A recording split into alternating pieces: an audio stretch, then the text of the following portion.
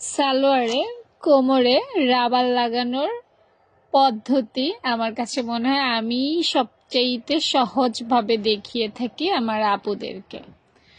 প্রথমে একটা সাইডে বন্ধ করে নিবা, তারপর রাবারটাকে সোজা আনবা, বাঁকা তেড়া করা যাবে না, হ্যাঁ, না হলে রাবারটা ঘুরে যাবে। আর রাবার যদি ঘুরে যায় তাহলে কিন্তু ভেতরে প্যাচ লাগবে, পরে আরাম পাবে না, বটে যাবে, দলা ধরবে।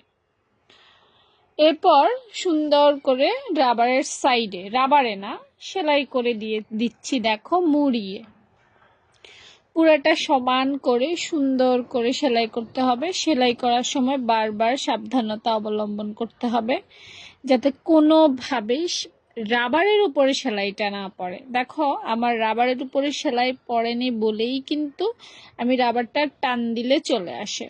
যদি রাবারের উপরে সেলাই পড়তো তাহলে কিন্তু এটা টান দিলেই আসতো না, প্যাচ লেগে যেত। দেখো, পুরোটাই প্রায় সেলাই হয়ে গেছে।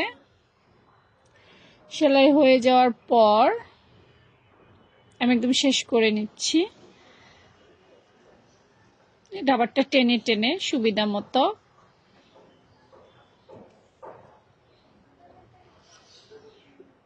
এরপর একটু এইভাবে পুরো কাপড়ে কোমরে রাবারে ছড়িয়ে দিব। ছড়িয়ে দেওয়ার পর একদম মিডলে ছোট্ট করে একটু মার্ক করে দেখো, এখন চাপ সেলাই দিব সর্বোচ্চ টান দিয়ে, সর্বোচ্চ টান, হ্যাঁ। ব্যাস হয়ে গেল রুমা আপুর সালোয়ারে রাবার লাগানো। তো কেমন হয়েছে জানাতে ভুলো না। আল্লাহ হাফেজ।